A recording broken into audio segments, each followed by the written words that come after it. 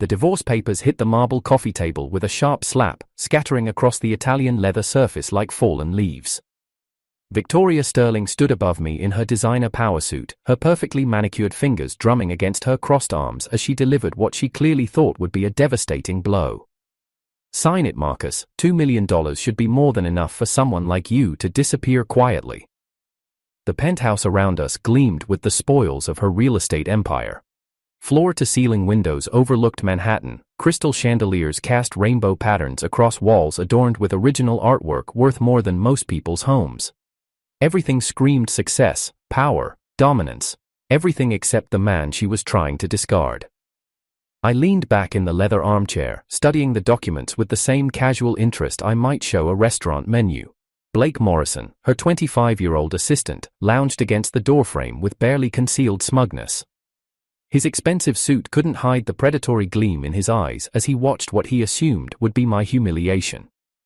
"Not man enough," Victoria continued, her voice sharp as breaking glass. "That's what you are, Marcus. 3 years of marriage, and what do I have to show for it? A house husband who can't even provide for himself, let alone contribute to this relationship. Blake has shown me what a real man looks like." Blake's smirk widened.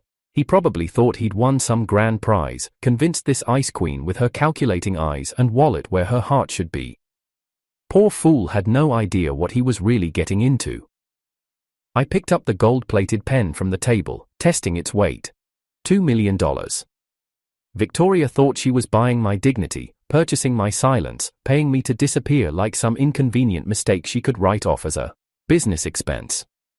"You know what the funny thing is, Victoria," I said, signing my name with steady strokes. "You're absolutely right. I'm not man enough."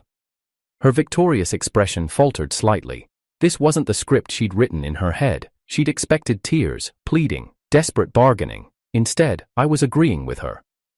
"I'm not man enough to stay married to someone who measures love in quarterly earnings reports. Not man enough to pretend I don't see how you've been setting up this little performance with your boy toy over there." Blake's smug expression cracked just enough to show the first hint of uncertainty. I set the pen down and stood, straightening my simple button-down shirt. Compared to their designer armor, I looked ordinary, unremarkable, exactly how they wanted to see me. "The papers are signed, the money will be useful, though probably not in the way you think." I walked toward the door, pausing just long enough to meet Victoria's confused gaze. "Oh, and Victoria, thanks for freeing up my schedule. Elena's been wondering when I'd have more time to focus on our projects together." Blake straightened, the smugness replaced by something sharper. "Who's Elena?" I smiled for the first time since entering this marble mausoleum. It wasn't a pleasant smile. "Someone better." Victoria's mouth opened and closed like a fish gasping for air. This wasn't how it was supposed to go. I was supposed to beg, to grovel, to make her feel powerful and magnanimous in her victory. Instead, I was walking away like I'd just closed a successful business deal. "Marcus, wait, what do you mean someone better? What projects?" But I was already at the elevator, pressing the button with the same calm precision I'd used to sign away our marriage.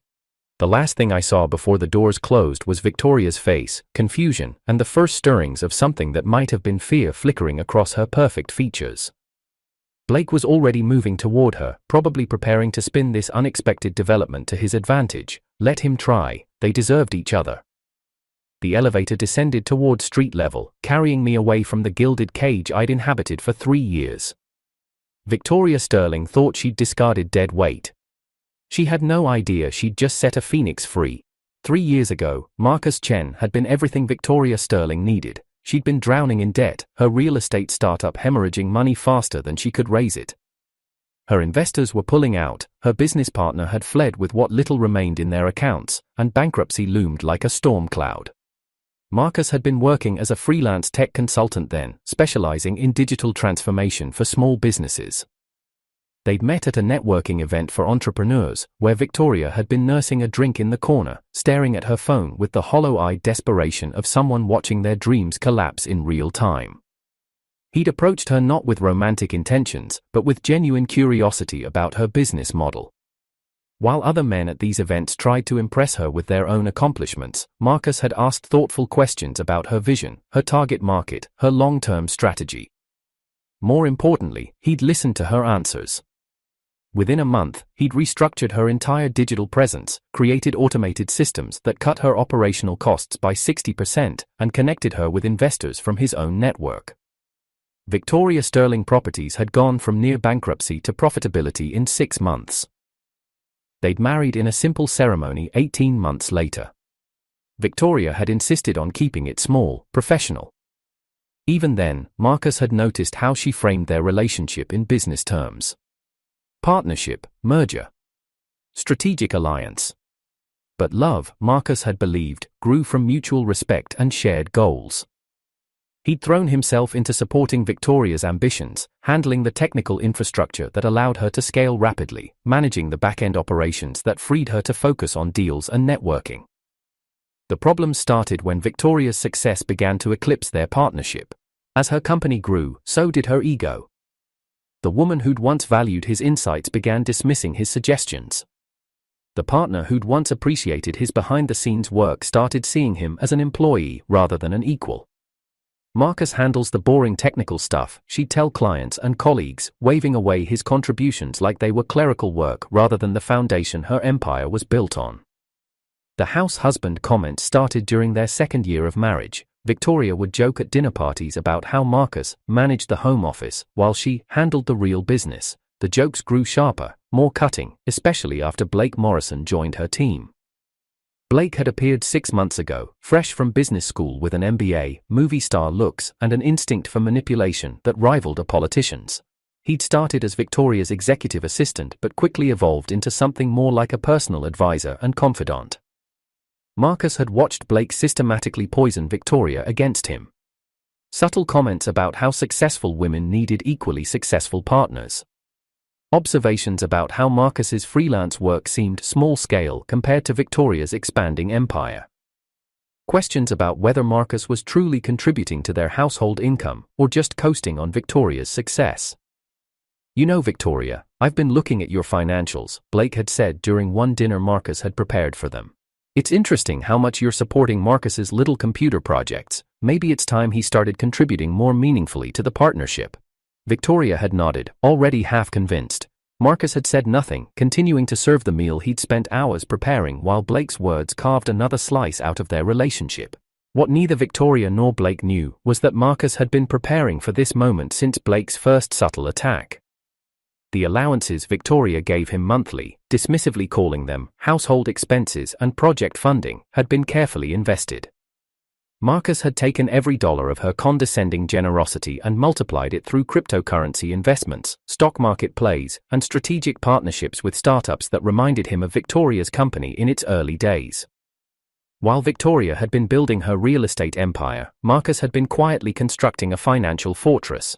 The scared, struggling entrepreneur he'd married would have understood his strategy. The arrogant mogul she'd become had no idea her house husband was worth more than her entire company.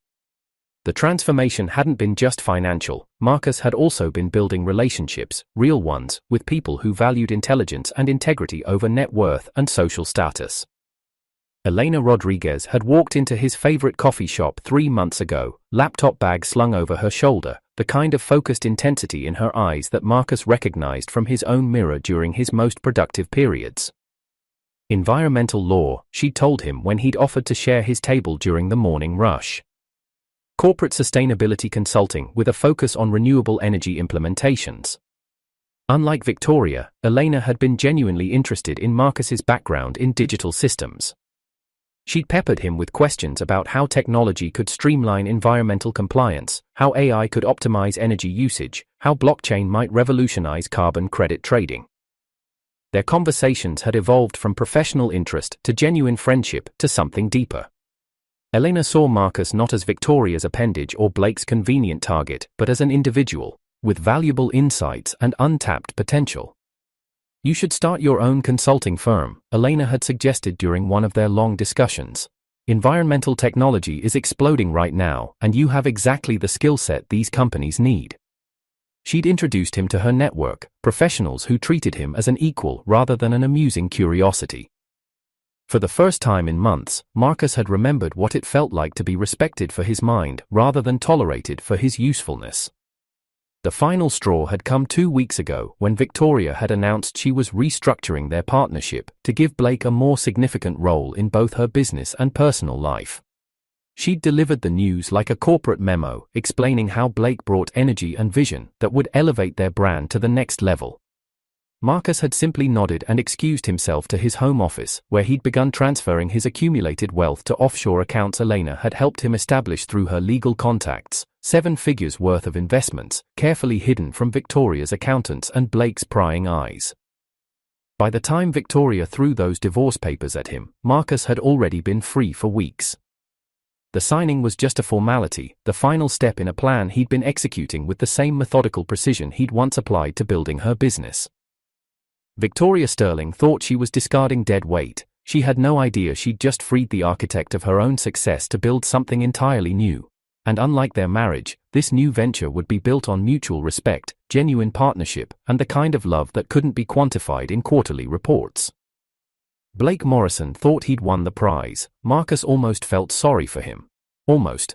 Victoria Sterling stood in the wreckage of what had been Marcus's home office, staring at empty shelves and disconnected cables. His computers were gone, his files cleared out, even the ergonomic chair she'd bought him for his birthday had vanished. The only thing remaining was a single sheet of paper on the bare desk, folded once with her name written in Marcus's precise handwriting.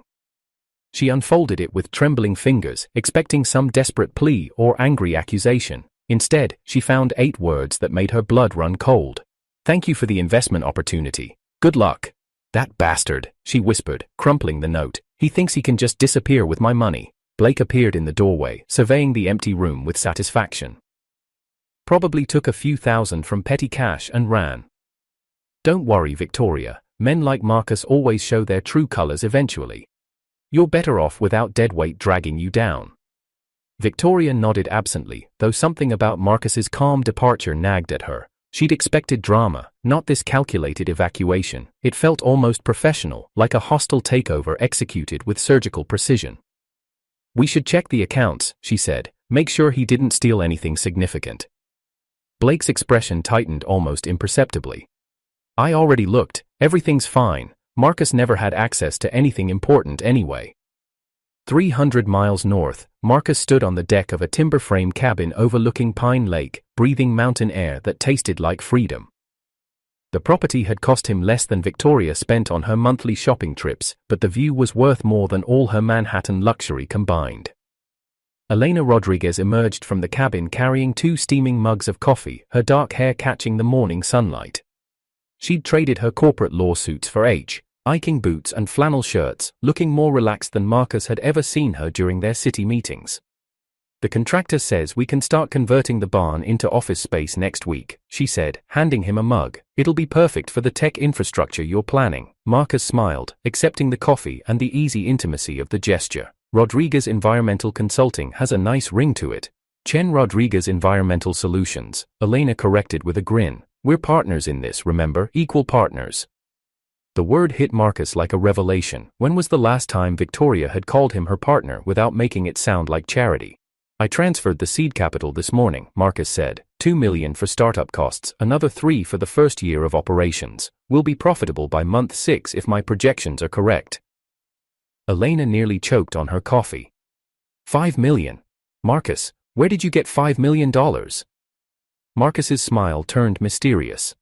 Let's just say Victoria wasn't the only one making smart investments over the past 3 years. Back in Manhattan, Victoria was discovering that Blake's confidence about their financial security had been misplaced. Her forensic accountant, Patricia Wong, sat across from Victoria's desk with a grim expression and a folder full of irregularities. "The discrepancies started about 4 months ago," Patricia explained. "Small at first, then accelerating. Inflated contractor payments, mysterious consulting fees, expense reports for services I can't verify." Victoria's stomach clenched. "How much are we talking about?" "Conservatively, $500,000, possibly more once I dig deeper." Blake chose that moment to stride into the office, his usual confident swagger intact. "Victoria darling, I need to discuss the Henderson deal. The timeline's been moved up." "Sit down, Blake." Victoria's voice was ice. "Patricia's found some interesting patterns in our accounts." Blake's step faltered for just a moment before he recovered. "Patterns? What kind of patterns?" Patricia slid a spreadsheet across the desk. Perhaps you could explain these consulting payments to Morrison Advisory Services. It's interesting that they started right after you joined the company. The color drained from Blake's face, but he maintained his composure. Those are legitimate business expenses approved by Victoria. I never approved any payments to Morrison Advisory Services, Victoria said quietly, because until 30 seconds ago, I didn't know it existed. Blake's mask began to slip. Look, Victoria, there's been a misunderstanding. Those payments were for specialized market research, confidential stuff that needed to be kept off the regular books. Victoria stood slowly, her hands flat on the desk. Get out of my office, get out of my building. If I see you anywhere near my company again, I'll have you arrested. Blake's facade crumbled entirely. You can't do this to me. I made this company. I brought vision and energy while your pathetic husband was dragging you down. Everything good that's happened here has been because of me. Security, Victoria called through her intercom. Blake Morrison is to be escorted from the building immediately.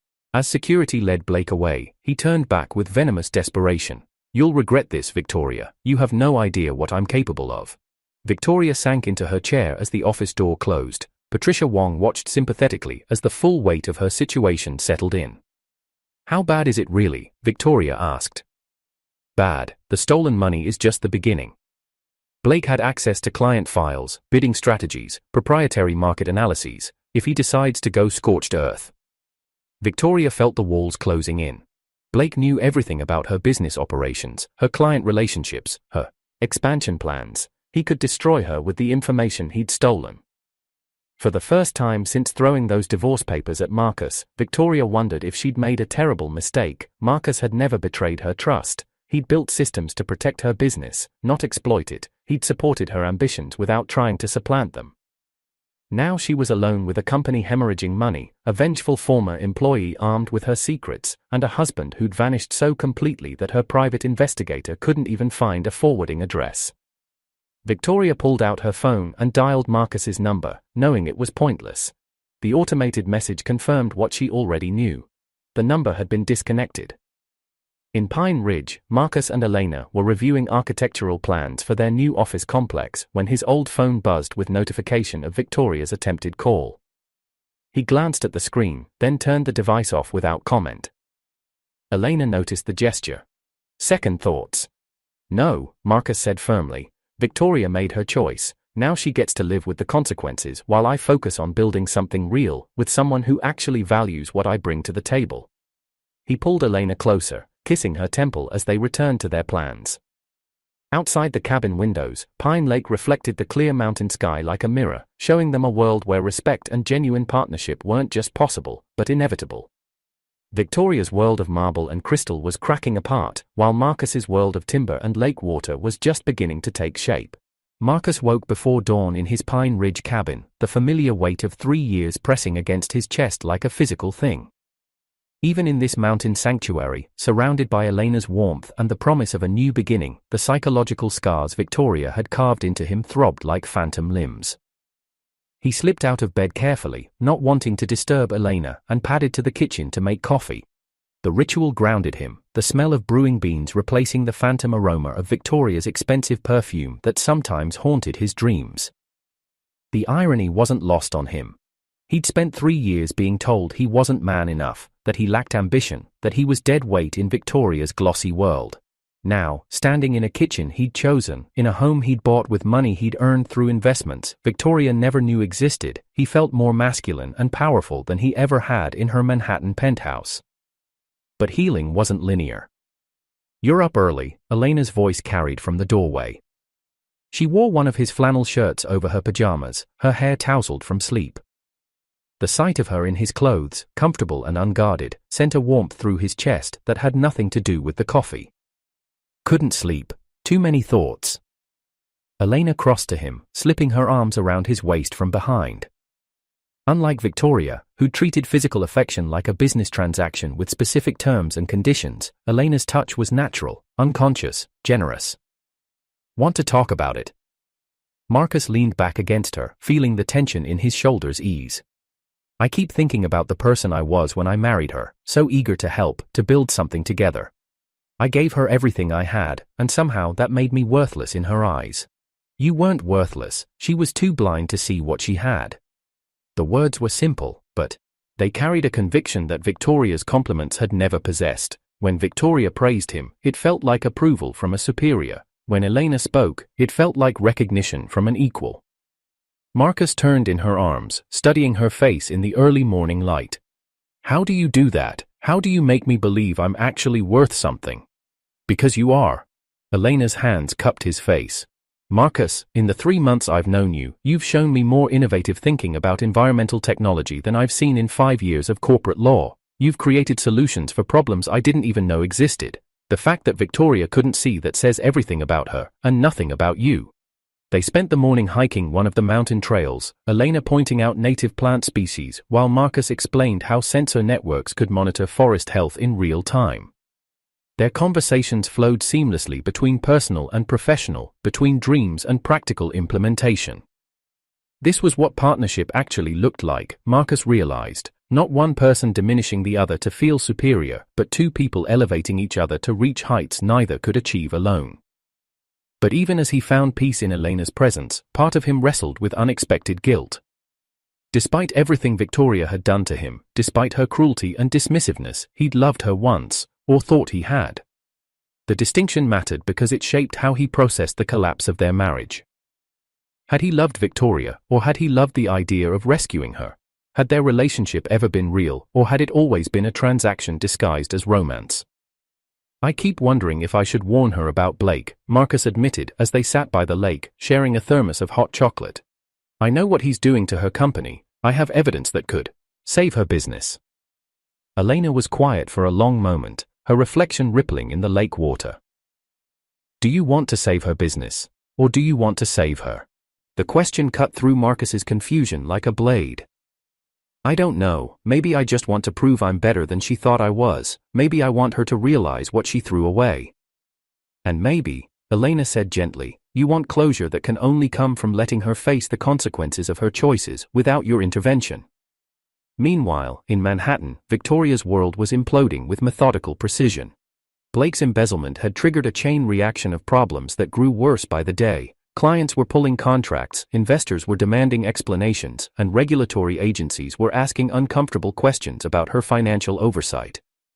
She'd tried calling Marcus 17 times, each attempt ending with the same disconnected number message. Her private investigator, a former FBI agent named Thomas Reed, had found no trace of Marcus's whereabouts despite a week of intensive searching. It's like he planned this, Reed reported during their meeting. Bank accounts closed, lease terminated, forwarding address non-existent. Your husband didn't disappear on impulse, Mrs. Sterling. This was orchestrated. Victoria sat in her penthouse, surrounded by the luxury that had once made her feel powerful. Now it felt like a museum display of her own arrogance. The art on the walls, the designer furniture, the panoramic view of Manhattan, all of it seemed hollow without someone to share it with. For the first time in years, she thought about the early days of her relationship with Marcus. The way he'd believed in her vision when everyone else saw only a failing startup. The quiet hours they'd spent working side by side, building something together. The genuine pride in his eyes when she closed her first major deal. When had that man become invisible to her? When had his support become something she expected rather than treasured? The answer was uncomfortable but unavoidable. She'd started taking Marcus for granted the moment her success exceeded his, the moment she'd stopped needing his help and started seeing him as a liability. Blake had simply exploited a crack that already existed in their foundation. Victoria's phone rang, interrupting her spiral of self-reflection. Patricia Wong's voice was tight with stress.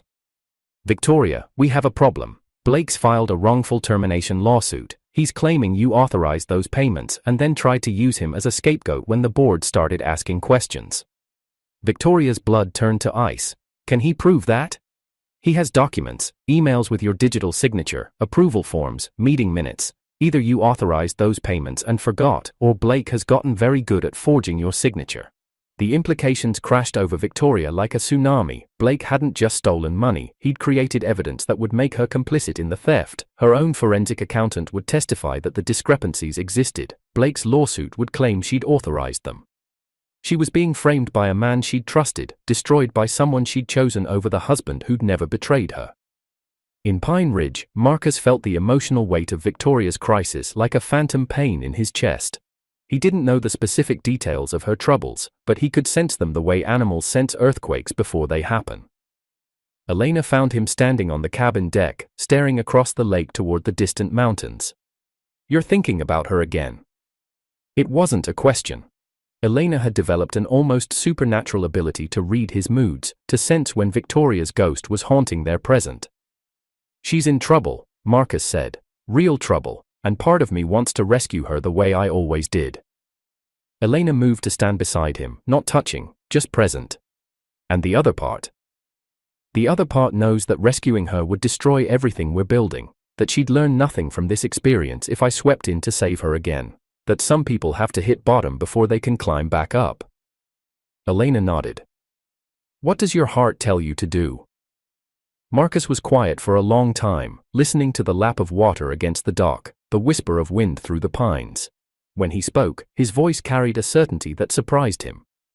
"My heart tells me to build something beautiful with you and let Victoria save herself." For the first time since signing those divorce papers, Marcus felt completely free. Victoria's private investigator had finally earned his substantial fee. Thomas Reed sat across from her in the penthouse conference room, a manila folder thick with photographs, financial records, and surveillance reports spread between them like evidence of her own blindness. "Your husband wasn't just managing household expenses, Mrs. Sterling. He was running a sophisticated investment operation with multiple high-net-worth partners." Victoria's hands trembled as she picked up the first photograph. Marcus, dressed in an impeccable navy suit she'd never seen before, shaking hands with Samantha Walsh outside Walsh Industries headquarters. Samantha Walsh, the tech heiress whose AI company had just been valued at $2 billion. When was this taken? 3 months ago. Same week he had lunch with Priya Patel from Patel Pharmaceuticals and dinner with Isabella Torres from Torres Fashion Group. The names hit Victoria like physical blows. These weren't random business contacts. These were titans of their respective industries, women whose success made Victoria's real estate empire look modest by comparison. Reed slid another document across the table. Financial analysis shows Marcus has been their silent partner in multiple ventures over the past 2 years. His initial investments with each of them have grown exponentially. Conservative estimate puts his current portfolio at $25 million. $25 million. Victoria's mind reeled. She'd been giving Marcus a monthly allowance of $5,000, treating it like charity, like payment for household management. He'd been turning her condescending generosity into a fortune that dwarfed her own. "There's more," Reed continued. "Each of these women speaks about Marcus with genuine respect and affection. My sources say they consider him their most trusted advisor. Walsh specifically calls him the best strategic mind I've ever worked with." Victoria stared at the photographs, seeing Marcus through entirely new eyes. The man she'd dismissed as her house husband had been operating at a level she'd never imagined, building relationships with people she could only dream of accessing. "The real kicker," Reed said, "is that he was never using your money for these investments. Bank records show he was using dividends from previous investments, plus his own consulting income that he never told you about. Your monthly allowances were just pocket change to him." The revelation was devastating. Marcus hadn't needed her money. He'd been building an empire while she'd been treating him like a kept man. Every condescending comment about his contribution to their household had been delivered to someone who was quietly out-earning her by orders of magnitude. Where is he now? Pine Ridge, Colorado. Bought a property there 6 months ago under an LLC. He's not hiding, Mrs. Sterling. He's building something new. Meanwhile, Blake Morrison's desperation had reached critical mass. Victoria's investigation into his embezzlement had frozen his access to company accounts and triggered a forensic audit that would eventually uncover every fraudulent transaction. His wrongful termination lawsuit was a Hail Mary attempt to muddy the waters, but he knew it wouldn't hold up under scrutiny.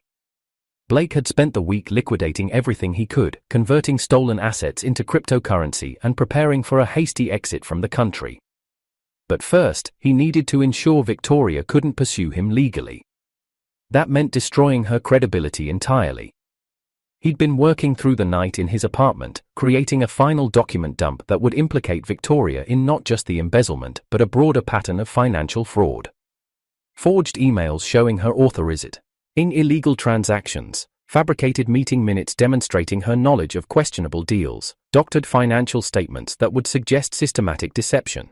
The plan was elegant in its viciousness. He'd release everything to the SEC, the FBI, and the financial press simultaneously, creating such a firestorm of scandal that Victoria would be too busy defending herself to pursue him. By the time investigators sorted truth from fiction, Blake would be living comfortably in a non-extradition country. There was just one problem. Blake's research into Victoria's finances had revealed Marcus's investment activities, and some of those activities overlapped with Blake's own fraudulent schemes. If investigators dug deep enough, they might discover that Marcus had documentation proving Blake's guilt. Blake needed Marcus silenced permanently. In Pine Ridge, Marcus and Elena were dealing with their own crisis. Environmental protesters had surrounded their newly constructed office building, convinced that Chen Rodriguez Environmental Solutions was another corporate greenwashing operation designed to help polluters buy their way out of accountability. "We're not your enemy," Elena tried to explain to the crowd leader, a passionate young woman named Sarah who'd organized the demonstration. "We're developing technology to help companies reduce their actual environmental impact, not just offset their carbon credits." "That's what they all say," Sarah shot back. "You take corporate money and give them a green stamp of approval while the planet burns." Marcus stepped forward, his voice calm but firm. "What if I could show you exactly what we're building? Real technology, real solutions, not paperwork." The crowd murmured skeptically, but Sarah nodded. "Fine, show us." Marcus led them into the facility, where banks of servers hummed quietly next to displays showing real-time environmental data from sensors deployed across 3 states. The technology was impressive, monitoring everything from air quality to water table levels to force at health with unprecedented precision. "This isn't about helping companies look good," Marcus explained. "It's about giving them the tools to actually be good. You can't manage what you can't measure." Sarah examined the displays, her hostility gradually replaced by cautious interest. "This is actually legitimate environmental monitoring." "More than that," Elena added. "We're creating open-source algorithms that will be freely available to environmental groups, regulatory agencies, and anyone else who wants to hold corporations accountable." The protesters began to disperse, some even apologizing for the misunderstanding. Marcus felt a surge of pride watching Elena handle the situation with grace and professionalism. This was what he'd never had with Victoria, a partner who could stand beside him as an equal, facing challenges together instead of being protected from them. But their moment of triumph was interrupted by Sarah's urgent voice. "Guys, you need to see this." She was holding her phone, displaying a news alert that made Marcus's blood run cold. The headline read, "Real estate mogul Victoria Sterling under federal investigation for financial fraud." Elena read over his shoulder, her hand finding his arm. "Marcus, this is serious. They're talking about criminal charges, prison time." Marcus scrolled through the article, recognizing Blake's handiwork in every fabricated detail. The timing was too convenient, the evidence too comprehensive, the charges too perfectly designed to destroy Victoria's credibility. "He's trying to frame her," Marcus said quietly. "Blake's been planning this for months." Elena's grip tightened on his arm. "What are you going to do?" Marcus stared at the phone screen, watching his ex-wife's life implode in real time. Victoria had wounded him deeply, had made him question his own worth for years. But watching Blake systematically destroy her with lies and fabricated evidence felt like witnessing a murder. "I don't know," he admitted. "She made her choices. She trusted Blake over me, chose him over our marriage. Maybe this is just the natural consequence of her decisions." But even as he said the words, Marcus knew they weren't true. Victoria deserved to face the consequences of her actual mistakes, not be destroyed by Blake's calculated deception. The question was whether saving her would mean sacrificing everything he'd built with Elena, everything he'd worked toward in his new life, and whether Victoria Sterling was worth that sacrifice. The answer would determine not just Victoria's fate, but the kind of man Marcus chose to be in the aftermath of their broken marriage. The dinner party at Marcus's Pine Ridge retreat was meant to be a celebration.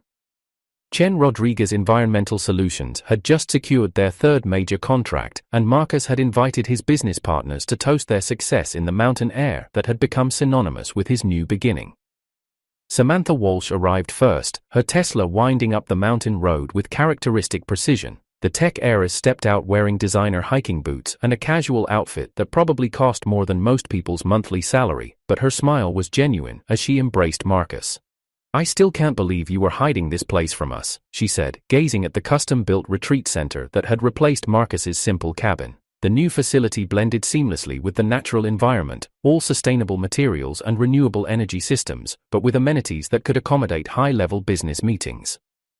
Priya Patel arrived next in a hybrid SUV, followed closely by Isabella Torres in her signature electric sports car. The three women who had become Marcus's closest business partners represented billions in combined net worth, but more importantly, they represented the kind of professional relationships built on mutual respect and shared vision. Elena emerged from the main lodge wearing a flowing dress that caught the evening light, her role as both romantic partner and business equal clearly established. She greeted each woman warmly, their easy camaraderie evidence of relationships built over months of successful collaboration. "Dinner's almost ready," Elena announced. Marcus insisted on cooking everything himself. "Of course he did," Isabella laughed. "The man who revolutionized my supply chain logistics is making us dinner. I love the Renaissance man approach." They were settling onto the deck overlooking Pine Lake when the sound of an engine struggling up the mountain road interrupted their conversation. Marcus frowned, checking his phone. They weren't expecting anyone else. The black sedan that appeared was expensive but travel-worn, its pristine paint job marred by road dust and its occupant clearly unprepared for mountain driving. The woman who emerged was instantly recognizable despite her disheveled appearance. Victoria Sterling looked like she'd driven straight from Manhattan without stopping, her designer suit wrinkled and her usually perfect hair showing signs of stress. She stood beside her car for a moment, staring at the retreat center with an expression of complete disbelief. "Oh my God," Samantha murmured. "Is that Victoria Sterling?" Priya confirmed. "What is she doing here?" Marcus felt every muscle in his body tense. Elena's hand found his, squeezing gently. The other women looked between Marcus and Victoria with growing understanding. Victoria began walking toward the deck with the determined stride of someone who'd rehearsed this moment 100 times during her drive. But her confidence faltered as she took in the scene before her. This wasn't the humble cabin she'd imagined.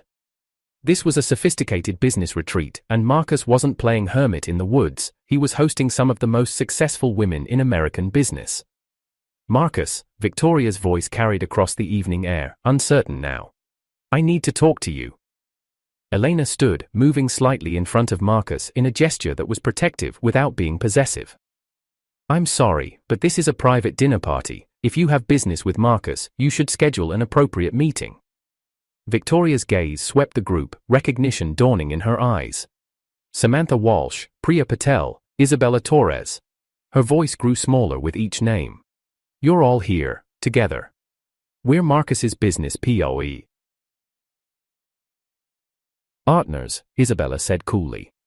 "And you're interrupting a celebration." The word partners hit Victoria like a physical blow. These women, titans of industry she'd dreamed of meeting, were calling Marcus their partner.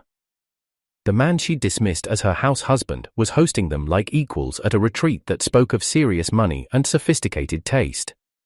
"I don't understand," Victoria said, directing her words to Marcus. "The cabin, the simple life, you said you wanted to get away from everything." "I got away from you," Marcus replied calmly. "That's not the same thing as getting away from success." Victoria's composure cracked entirely.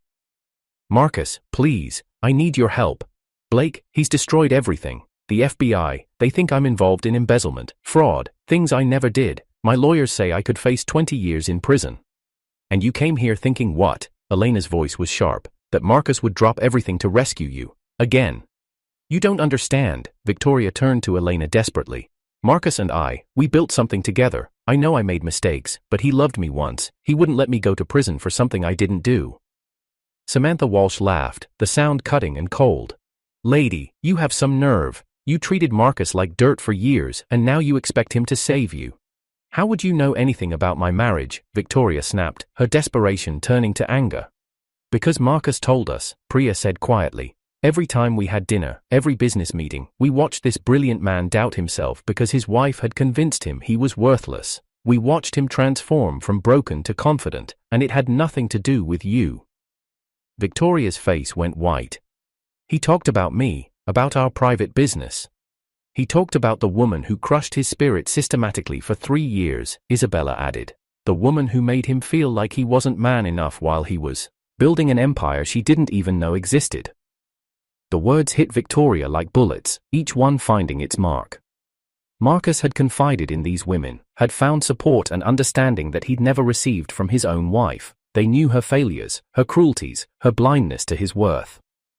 "Marcus, please," Victoria's voice broke. "I know I was wrong, I know I hurt you, but Blake is trying to destroy me with lies.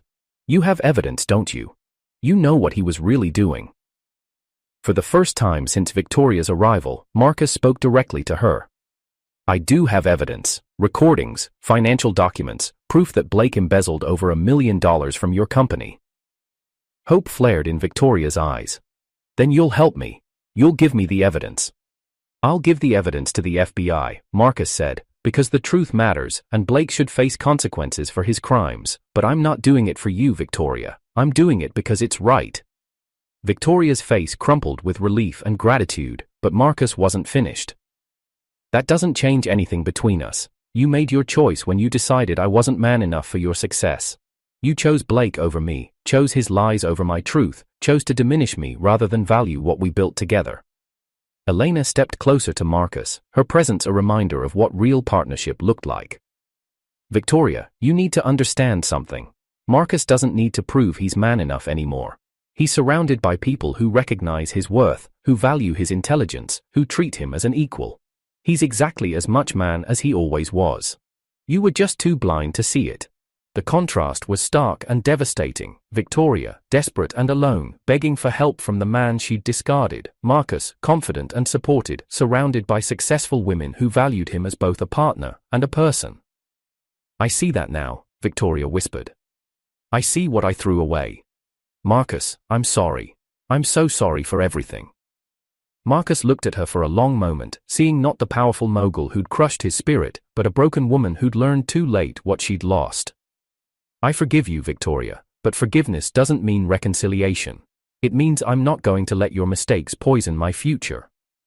The sound of another engine interrupted the moment. This time it was a police cruiser, followed by an unmarked federal vehicle. Marcus pulled out his phone, speed dialing a number. "Agent Morrison, this is Marcus Chen. We spoke yesterday about the Sterling case. Victoria Sterling just arrived at my location, and I have Blake Morrison's location for you as well." Victoria's eyes widened as she realized the full scope of Marcus's preparation. He hadn't just gathered evidence, he'd been coordinating with federal investigators to ensure both truth and justice. Blake Morrison's rental car appeared on the mountain road, his face visible through the windshield as panic set in. He'd tracked Victoria here, hoping to silence Marcus permanently, but instead had walked into a carefully orchestrated trap. As federal agents moved to arrest Blake, Marcus turned to Victoria one final time. "You'll be cleared of criminal charges within a week. Blake's framing attempt was sloppy, and my evidence makes his guilt undeniable. But your company's reputation, your professional relationships, your personal life, those are consequences you'll have to face on your own." Victoria nodded, understanding finally penetrating her desperation. "What you've built here, with them," she gestured to the women who'd defended Marcus so fiercely, "this is what I could have had with you, isn't it?" "This is what we did have," Marcus corrected gently. "You just couldn't see it." As police led Blake away and federal agents began their work, Marcus returned to his dinner party, to Elena's warmth and his partner's respect. Victoria remained on the periphery, witnessing the life she could have shared but had thrown away through her own arrogance and blindness. The mountain air carried the scent of pine and possibility, and Marcus breathed deeply, finally free from the ghost of his failed marriage and ready to embrace the future he'd built with people who truly valued what he had to offer.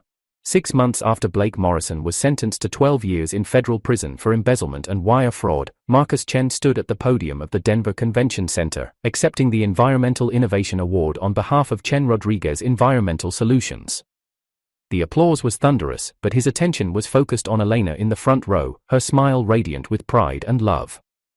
"This recognition belongs to my incredible team," Marcus said into the microphone, his voice carrying the confidence of a man who'd learned his true worth. "To my business partners, Samantha Walsh, Priya Patel, and Isabella Torres, who believed in sustainable technology when it was just an idea, and especially to my fiancée and co-founder Elena Rodriguez, who showed me that real partnership means building each other up, not tearing each other down." The audience erupted again as Elena joined him on stage, accepting her own award for legal innovation in environmental law. They stood together, hands intertwined, the picture of professional and personal success built on mutual respect and genuine affection. In the audience, Victoria Sterling applauded from her seat in the back section, her position as a junior consultant with Chen Rodriguez making her presence both appropriate and bittersweet. She wore a simple business suit, her lifestyle dramatically downsized since her company's bankruptcy, but her expression held something that had been missing for years: humility and genuine admiration. The past 6 months had been a journey of reconstruction for Victoria. Marcus's evidence had cleared her of criminal charges, but the damage to her reputation and business had been catastrophic. Sterling Properties had collapsed under the weight of scandal and client defections, leaving Victoria with massive debts and no professional prospects. Marcus's offer of employment had been unexpected and, initially, insulting to her pride. Junior consultant, reporting to Elena, working on environmental compliance projects for mid-tier real estate developers. It was entry-level work for someone who'd once commanded boardrooms and million-dollar deals. But pride, Victoria had learned, was a luxury she could no longer afford. The work had been challenging in ways she hadn't anticipated, not technically, but personally.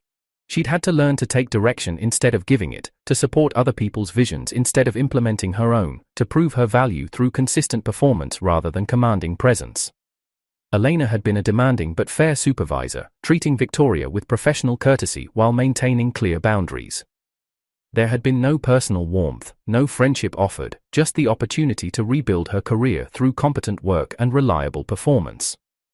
"You're good at this," Elena had told her after Victoria's 3rd month, reviewing a comprehensive environmental impact report. "You understand the regulatory landscape better than I expected." It was faint praise, but Victoria had treasured it like a precious gift.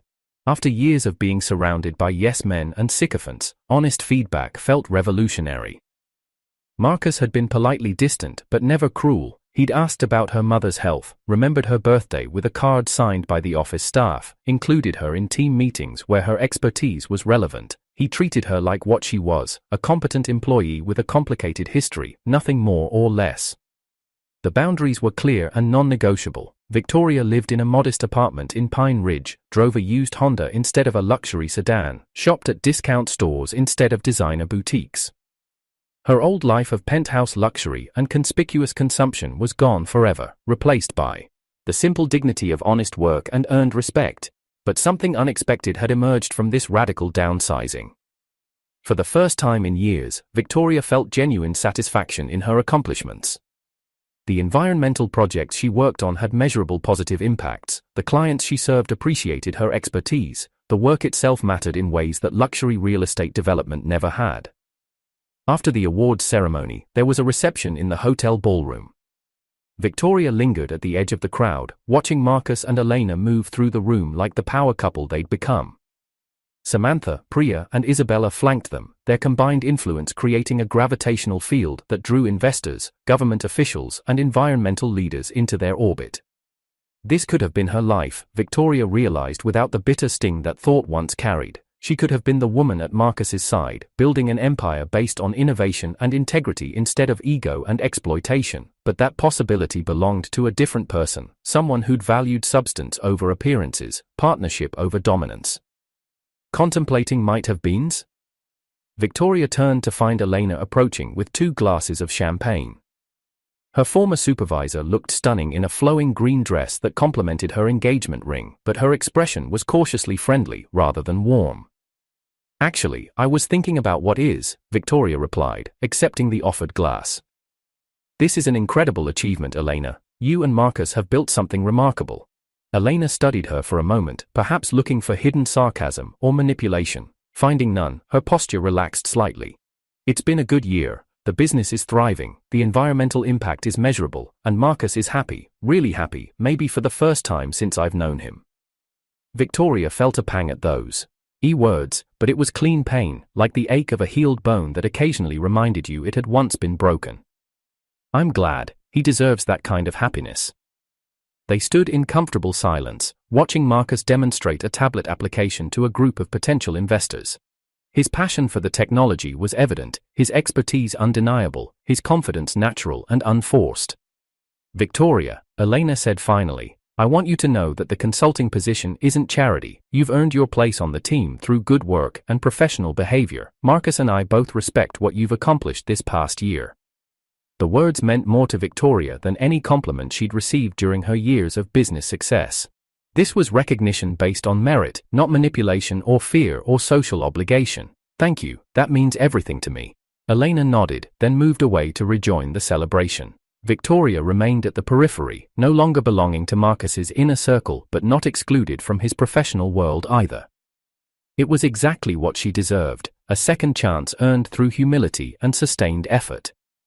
Later that evening, as the reception wound down, Marcus approached Victoria near the hotel entrance. Elena was saying goodbyes to their business partners, giving him a moment for private conversation. "How are you finding the work?" Marcus asked, his tone genuinely interested rather than perfunctory. "Challenging, meaningful, different from anything I did before." Victoria paused, choosing her words carefully. "I understand now why you found satisfaction in behind-the-scenes work. There's something pure about solving problems without needing credit for the solution." Marcus nodded, perhaps recognizing the philosophical shift that comment represented. "Elena says you're interested in our watershed protection project in Montana." "Very interested. It combines regulatory compliance with actual environmental improvement. The kind of work that makes a difference." They talked for a few more minutes about technical aspects of the project, their conversation professional but not impersonal. When Elena rejoined them, ready to return to their mountain home, Marcus extended his hand to Victoria in farewell. "Good work this year, Victoria, keep it up." She shook his hand, feeling the finality and the possibility in that simple gesture. The past was acknowledged but not dwelt upon. The future was open but not guaranteed. Everything depended on the choices she made going forward. As Marcus and Elena walked away together, Victoria felt a profound sense of closure. She'd lost the great love of her life through her own failures, but she'd found something unexpected in return: self-respect, meaningful work, and the possibility of redemption through consistent good choices. The mountain air was crisp with autumn promise as she walked to her modest Honda, keys jingling in the cool night. Tomorrow she'd return to her small apartment, her entry-level consulting work, her carefully budgeted life. It wasn't the existence she'd once imagined for herself, but it was honest and sustainable and entirely her own. Behind her, Marcus and Elena drove toward their mountain retreat, toward their wedding planning and their expanding business empire, toward a future built on the solid foundation of mutual respect and genuine love. Both journeys, Victoria realized, led exactly where they belonged.